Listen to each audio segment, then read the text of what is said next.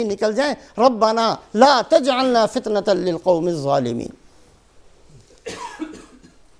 آج ہم سب نے یہ سوچنا ہے، کہیں ہم لوگ جو ان غیر مسلم ممالک کے رہنے والے ہیں یہاں آ کر بس تو گئے، بڑے سبز باغات ہمیں نظر آئے، ہم چھوڑ چھاڑ کر اپنے ملک کو آ گئے، بڑی بہترین قسم کی کھانے کی اور پینے کی اور رہنے کی چیزیں نظر آئیں، نہیں دیکھا بوڑھے باپ کو، نہیں دیکھا بوڑھی ماں کو، نہیں دیکھا جوان بیوی کو، نہیں دیکھا چھوٹے معصوم بچوں کو، سیاسی پناہ ملی، جھوٹ بولا، غلط بیانی کی، جیسے بھی کیا آ کر بس گئے یہاں۔ جتنی بے دینی میرے گھر کے اندر آئے گی کون ذمہ دار ہوگا؟ میں تو مر جاؤں گا، میں تو چلا جاؤں گا قبر کے اندر۔ اگر میری اولاد نے میری غلط تربیت کی وجہ سے نمازیں چھوڑ دیں کون ذمہ دار ہوگا اس کا؟ ہم نے کون سی زندگی اختیار کرنی ہے؟ چلے ہم سب نے جانا ہے، کسی نے دنیا میں نہیں بچنا۔ حضرت صدیق اکبر رضی اللہ تعالیٰ دنیا چھوڑ کر چلے گئے تو ابو جہل بھی چلا گیا،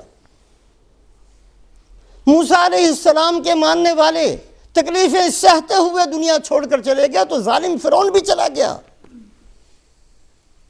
ستانے والے بھی نہیں بچے، وہ بھی چلے گئے۔ دنیا اس کے ساتھ بھی نہیں گئی، دنیا ان کے ساتھ بھی نہیں گئی، کسی کے ساتھ نہیں گئی، ہمارے ساتھ بھی نہیں جانا۔ خالی ہاتھ آئے تھے، خالی ہاتھ جانا ہے۔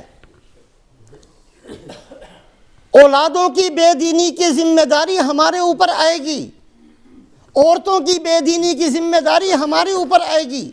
اگر ہم نے آج اپنی آنکھیں نہ کھولیں، اگر آج ہم نے اپنے آپ کو مسلمان بن کر جینا شروع کرنے کا ارادہ نہ کیا، ہم نے ایک کان سے سن کر دوسرے کان سے نکالتے چلے گئے، ہم نے قرآن پڑھا اٹھا کر الماری کے اندر رکھ دیا، ہم نے حدیث پڑھی اٹھا کر بند کر کے رکھ دی، یہ سمجھتے رہے کہ میرے لیے ان میں سے کچھ بھی نہیں ہے، تو اس کا نتیجہ یہی نکلتا ہے کہ پھر ایسے لوگوں کی اولادیں ساری کی ساری مسلمان اپنے آپ کو کہلوائیں گی لیکن وہ مسلمان نہیں ہوں گی، پتہ نہیں کس کے کام آئیں گے۔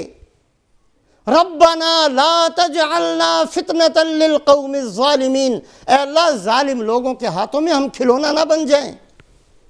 آج امت مسلمہ کھلونا بن گئی ظالموں کے ہاتھوں میں، جیسے کھلونے کے ساتھ کھیلا جاتا ہے، بچہ کھیلتا ہے اٹھا کر رکھ دیتا ہے، اگلے دن پھر اس سے کھیلنا شروع کر دیتا ہے۔ آج امت مسلمہ کے ساتھ اس طریقے سے کھیلا جا رہا ہے اور ہم سب اپنی زندگیوں پر مطمئن ہیں صرف اس لیے کہ مجھے تو 4 پیسے مل گئے، مجھے تو 2 ٹکے مل گئے، میں نے تو اپنا مکان خرید لیا، میں نے تو اپنی زمین کا ایک ٹکڑا بنا لیا۔ ان چند چیزوں پر راضی ہو کر بیٹھ گئے، ہم بھول گئے کہ کل میں نے قبر میں جانا ہے۔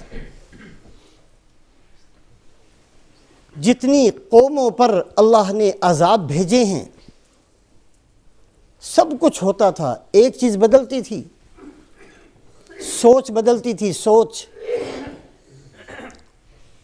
حضرت ہود علیہ السلام کی امت پر عذاب آیا، سب کچھ تھا ان کے پاس، کسی چیز کی کمی نہیں تھی، سوچ بدل گئی۔ نبی جو کہہ رہے ہیں ایسے ہی کہتے رہتے ہیں، یہ سوچ بدلی۔ قوم صالح کی سوچ بدلی، قوم لوط کی سوچ بدلی۔ قیامت جب آئے گی سب کچھ موجود ہوگا، اگر کوئی چیز بدلے گی تو سوچ بدلے گی۔ حضرت جبرائیل علیہ السلام تشریف لائے، 2 زانو ہو کر رسول پاک علیہ السلام کے سامنے بیٹھ گئے، انسانی صورت میں آئے تھے۔ صحابہ فرماتے ہیں کہ ہم بڑے حیران، کپڑے ہیں بڑے سفید، کپڑوں سے اندازہ ہوتا ہے کہ انہوں نے کوئی سفر نہیں کیا، ابھی نہا دھو کر آئے ہیں۔ ولا يعرفه منا احد، لیکن ہم میں سے کوئی ان کو پہچانتا بھی نہیں، لگتا یہ ہے کہ یہ کوئی باہر سے آئے ہیں، لیکن سفر کا کوئی اثر بھی ان کے اوپر نہیں ہے۔ بڑی حیرانگی سے دیکھتے رہے، سامنے بیٹھ گئے اور سب سے پہلے پوچھا کہ یا رسول اللہ ایمان کیا ہے، یا رسول اللہ اسلام کیا ہے، سوال کیے، یا رسول اللہ احسان کیا ہے۔ اللہ کے نبی صلی اللہ علیہ وسلم ہر سوال کا جواب دیتے رہے۔ یا رسول اللہ قیامت کب آئے گی؟ آپ نے فرمایا جتنا تجھے پتا اتنا ہی مجھے پتا ہے، یعنی نہ آپ کو پتا نہ مجھے پتا، اللہ نے کسی کو نہیں بتایا، دن اور مہینہ اور سال مقرر نہیں کیے۔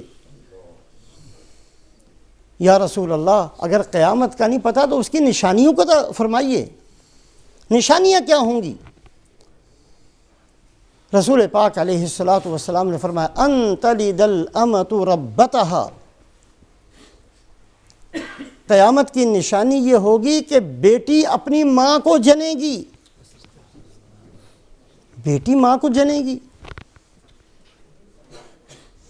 اس کا معنی محدثین لکھتے ہیں بیٹی ایسے حکم چلائے گی جیسے ماں حکم چلایا کرتی ہے، ماں بیچاری جی جی کرتی رہے گی، بیٹی کے سامنے ماں کی نہیں چلے گی۔ آج جس دور کو ہم ترقی یافتہ دور کہتے ہیں، اور یہ ہم نے خود اپنے لیے پسند کیا ہے، اللہ نے ہمیں نہیں دیا تھا، ہم نے خود پسند کیا ہے۔ یہ دور ایسا دور ہے کہ استاد کی نہیں چلتی، شاگرد کی چلتی ہے، باپ کی نہیں چلتی، اولاد کی چلتی ہے۔ سوچ بدلی ہے، سوچ بدلتی تھی تو قوموں پر عذاب آتا تھا، سوچ بدلے گی تو قیامت آئے گی، سب کچھ ہوگا، دکانیں چل رہی ہوں گی، کھیتی باڑی ہو رہی ہوگی، حکومتیں اپنا کام کر رہی ہوں گی، ہر آدمی اپنے ادارے کے اندر لگا ہوا ہوگا، قیامت آ جائے گی، اس لیے کہ سوچ بدل گئی۔ ان تلد الامۃ ربتها، 15 چیزیں رسول پاک علیہ الصلوۃ والسلام نے بتائی، لمبی تفصیل۔ اذا اتخذ الفیء دولا، جو لوگوں کا مال ہے لوگ اس کو اپنا ہی مال سمجھیں گے، مسجد کا مال میرا مال، سرکاری مال میرا مال۔ جو امیر ہوتا ہے وہ تو امانت دار تھا، بنو امیہ کے دور سے ہی یہ مصیبت شروع ہوئی، آج تک چلتی آ رہی ہے۔ سرکاری پیسے کا 2/3 حصہ صرف شاہی خاندان پر خرچ ہوتا تھا، آج بھی ایسے ہی ہے۔ سوچ بدل جائے گی، وہ سمجھیں گے ہمارا یہ سب کچھ، کرسی پر بیٹھنے کا مطلب ہی یہ ہے کہ سب کچھ میرا۔